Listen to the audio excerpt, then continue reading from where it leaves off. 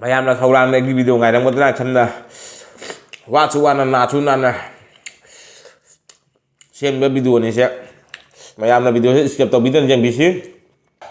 full support ana ibase asung ba ihening de mingdi panjara roge kaina sumai de pudi fajaba inaw iyamba nama fabiro khara fajan section japiu matam se inam dani adoni da fajaba wahi ilingdraga irakanu kaisu makai balete yengingdraga yenganu kaisu makai balete mina nungai tawo matam duko nice video beautiful video full support asi si chana ba wari natia asi ide se pudi ide bana phaiya ba ai wari dadi mi puna video thangala in thangata ba se yamna nungai te ba ithen thana kappa jaw numi humni dai kappa jaw khore yamna khangamoi sengmane nongmagi video thangata di wakhan yam nungai te hai mayam kita batang ngasih sono wa video ang pudun laksana ngasih kari mathen chana dru mayam yek tabina se gi mathen gi magai da sigek ta hongjere ko asige sika alu khamen simbi uri tauna iro ma sigale jare asige sika yen kalija ga yen makan ga tauna kangau ma sigale jare ko na bai da sige sika tilau mana ma le jare tilau ani masu pore ate je kesum yaw dre ngasih di atopa pose ma chaning dra baina aina chaning ba khara do pula ya kai no ai ji numinini humni lok thungna rum hong le na ji ko fajan to phatri gi khon tar dum mayam khangbi gani fajan to na ji ko phatri hajimu kanna lok khara phare arum khara phara matam da jimu kan lok khu mo tawi do na wa jam ngang ba sangam dre ji wa khara kanna ngang ura di ji lok tam khura kan ya ba ge isai husa roi ngasi di mayam warau bi ganu ai phara matum da fajan to isai sakchara ke isai khalla ga dum thamjari mayam gi damak seba taw na bai faja faja isai mayam ai khalla thamjari adu boi lok thungba se maram moiduna lok arum fajan to pai bani na upai le chaning ba kya pokte do na aina numi humni dagi chaning ba poklei ya se chabadi phangdaba ngasi ahan boina keno di makan ga na jian gi makan ga jian kalijaga makan ga ase kang noina ngaure morok pajana hapa sana ngaure iro majo pajana morok hape iro masiga gi morok ma hape asige sige di gi morok haptre ko asige sige morok asuba ga morok suba isana sujaba morok asuba gi morok ki makup jaw ya ba gi morok gi kai ga mayam punjal lagai na suna thamba morok makup le ya ba adu hapa pajana no sura siga hapchare ko na bai da sige sige leijare tilau ani ma leijare tilau pambi to oi rai ta tilau ani ma sige laujare tilau pambi ma sige tilau pambi suna thamjage chak cha badan ngai ro ya ba adu ni ngasi gi mathen se adu ni mayam adu ni sa ba hono be tora be block kit yaw tau jarage adu ni mayam sa ba hono be tora khut chi ham lak char bin ko sa ba se ngam do ba ngam moidra mayam na video se loi phau yeng bina khamina si sa ba ngam gani ngam yai do na ba de hogalak pagi aham ba mukbang ne na jam chaning ba mukbang ai tare ai yam chaning ba kalija ga makan ga nong phau dai nong atopa matam dai na ring matam da nong ta yen kalija ga yen gi makan ga tauna dwai ngau na sa gi dri atopa yen thoma charam bajai do ngasi se kari no khangde na ba hogalak pai hai ta morok san tauna kalija ga de gi yen gi makan ji ngau ba jam chaning ba do na iro ma ga tauna pore iro ma chu pajana mai hol la bani ba na sara ga gi lok arum je loi pai ro haina adori me ya be blok kit yaw tu jarage adori cha ba hono be torage be blok kit se tau jarage tro khut yam re ham lak sare ko matam du badai khut ham lak pani he bo aina nana lai matam siga kari mai hai do fatta wa mi sing se kamai hai do no khang de ne moi sing ke bet comment se dum tharak ko tok te ba sauning ba jam yaw wi da irom ma se na haurage ya tai de jang lai tem irom ba te ne gi di bet comment moi se ma thong yam cha de da haining ba kya lai video da hai ba ngam de ko upai leite kai no id adumain tawna roi si mayam amana ama bu nungsina si isin naw dan khamina si aseni hai de se aduri mayam sa ba hono be tawrage wa su jam sebeng ngang si di ngang roge khita loi salage sa ba ujarage be block ki yaw taw jarage a mai chakom se be block ki khaya da bhut law changal lage ai khon je ngasi di ta ba da mayam na kari khalli ba do comment da hai biro hoy makon fajari ra natra iko sali ra ido lok arum na pai bani upai lete dori ha mai chakom je be block ki khaya da di khara pik na tawna na tre saw tawna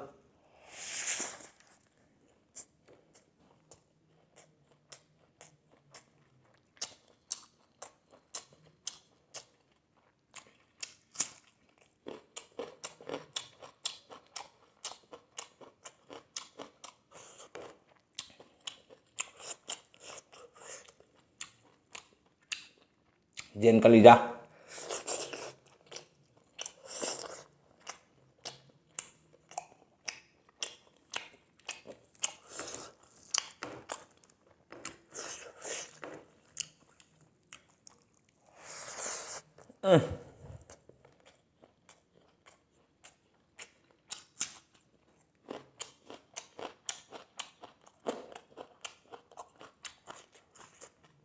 ꯐꯅ ꯋꯥꯅ ꯇꯧꯅ ꯅꯥꯕꯗ ꯍꯧꯒꯠꯂ ꯊꯣꯡꯖꯕ ꯌꯦꯟ ꯀꯂꯤꯖꯥ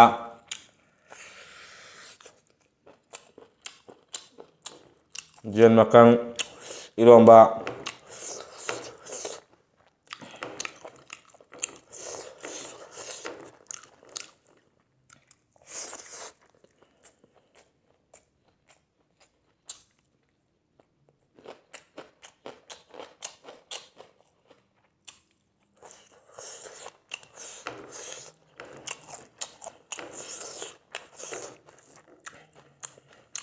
ꯅꯥꯕꯗ ꯍꯧꯒꯠꯂꯛꯄꯁꯦ ꯃꯣꯔꯣꯛ ꯑꯁꯥꯕ ꯌꯥꯝ ꯆꯥꯅꯤꯡꯕꯅꯤ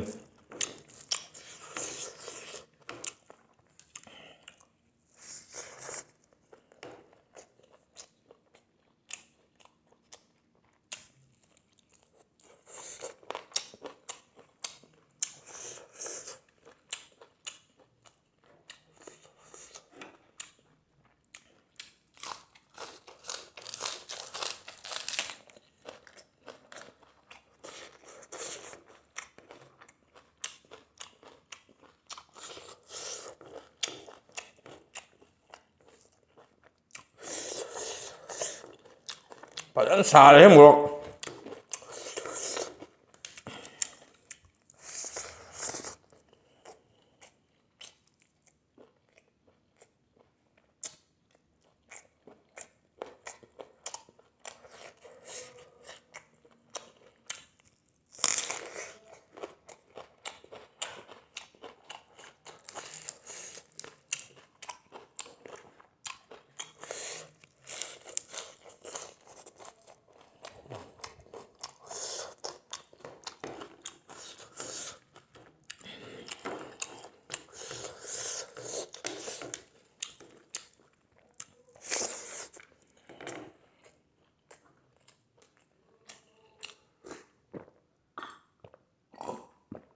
ꯏꯃꯥ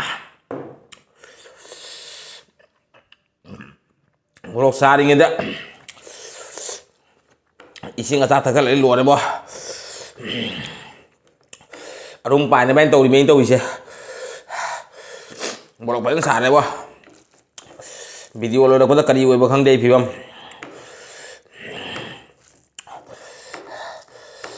ꯑꯔꯨꯝ ꯍꯧꯔꯛꯄꯁꯦ ꯑꯔꯨꯝ ꯐꯔꯛꯄꯁꯦ ꯆꯥꯅꯤꯡꯗ ꯆꯥꯔ ꯐꯕ ꯃꯣꯔꯣꯛ ꯌꯥꯝ ꯆꯥꯅꯤꯡꯕꯅꯤ ꯆꯥꯁꯜꯂꯨ ꯆꯥꯔꯒ ꯄꯨꯟꯁꯤꯅꯤ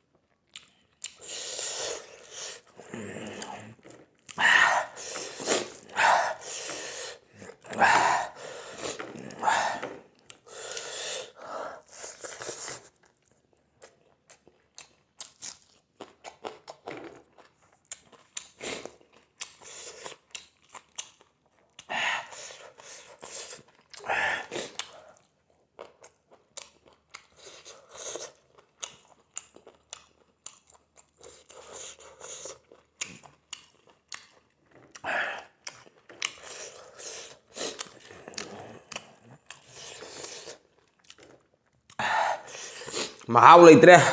ꯈꯨꯠꯁꯥ ꯂꯩꯇ꯭ꯔꯦꯕꯣ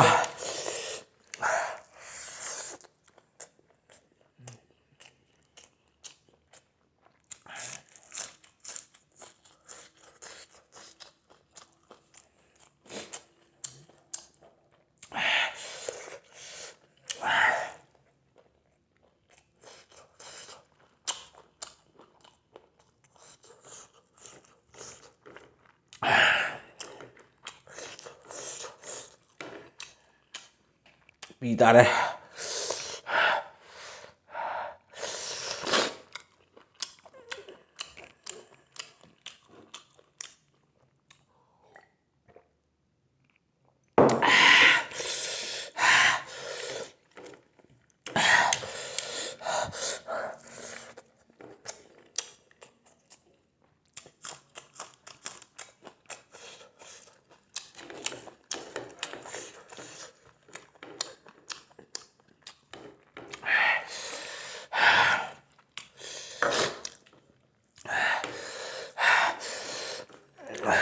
isai sakti aduna mayam yeng dapat tobi gino video saya jamu antum semja bani mayam nung apa ni tu mici yang tu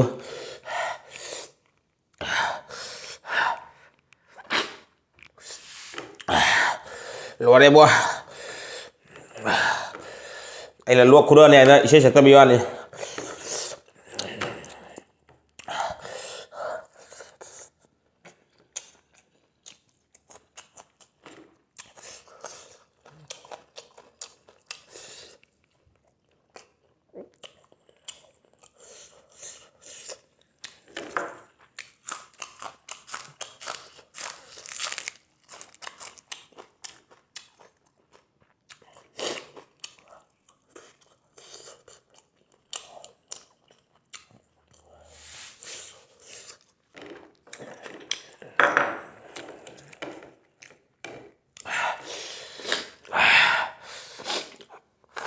luar deh buah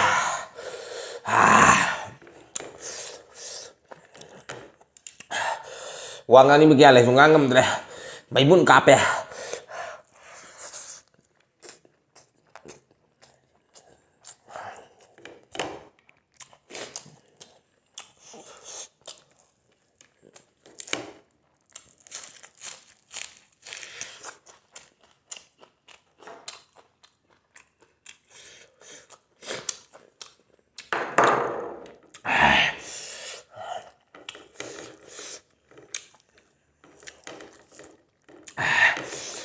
oh man he mukbang ini masuk jam wah bener nih boh arum japa jara gana padan apa morok sih boh ngasih deh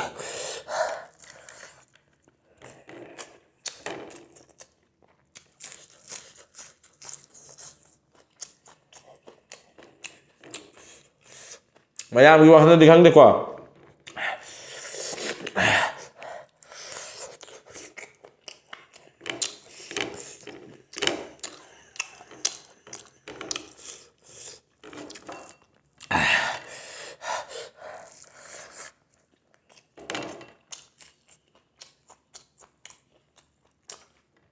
aina anu mau lebih sih migi video lah kau pulang jeng ya pak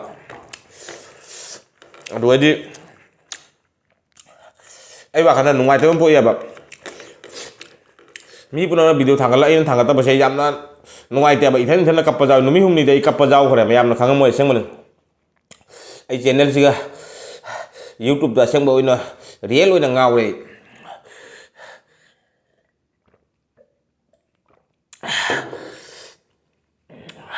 ai nomagi video tanggal tadi wakan jam nungai tiap aduh numi humni video lepak pai sih cang nungai tiap ini sabang ngam nanti buaya nih kok aduh migi video lah agak jamna tamu nung dah jamna nungai tiap apa po iya bah ai video tanggal ngam dah mayam nak kari kalang wani ya na aduh mai kali wakan do aduh mayam di kari kan bakan dah aduh kangja deh kok ai wakan tadi pun mau YouTube pakai nih bapak YouTube pun mau macam kang dia coba kang dia nong bagi video tanggal lu mayam nung si bani tu main tu orang lu ada ngasih di bawah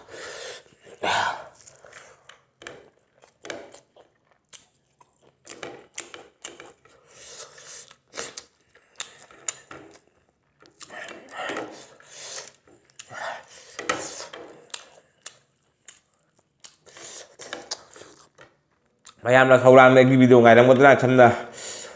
quá chú ăn là chú ăn là xem cái video này sẽ mayam là video skip tàu video yang bisi aku yang mana mabu support tàu bina sih bolok sama luôn đây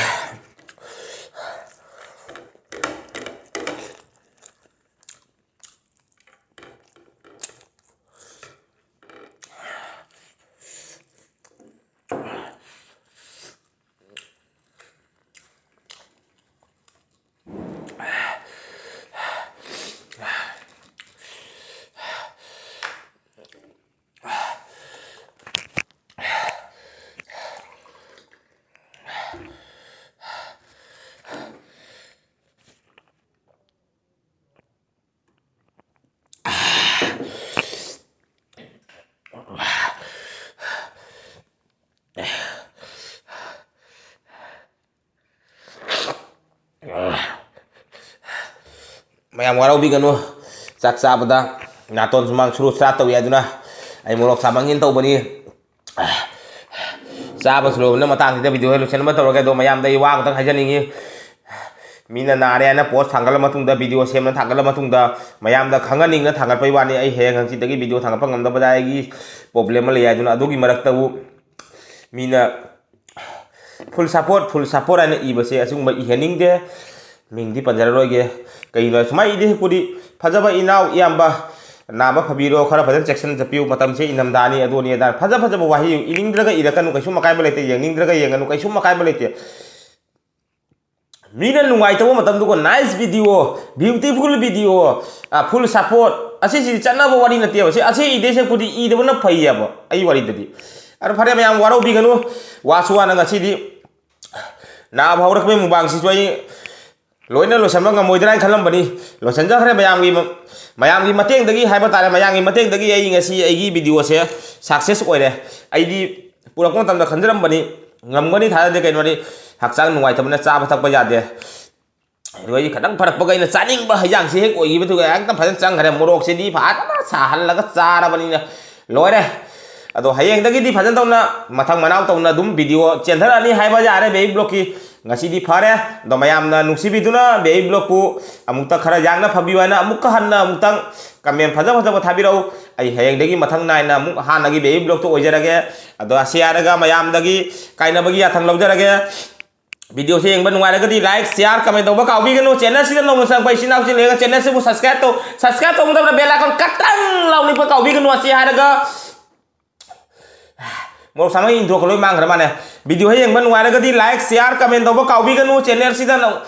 इस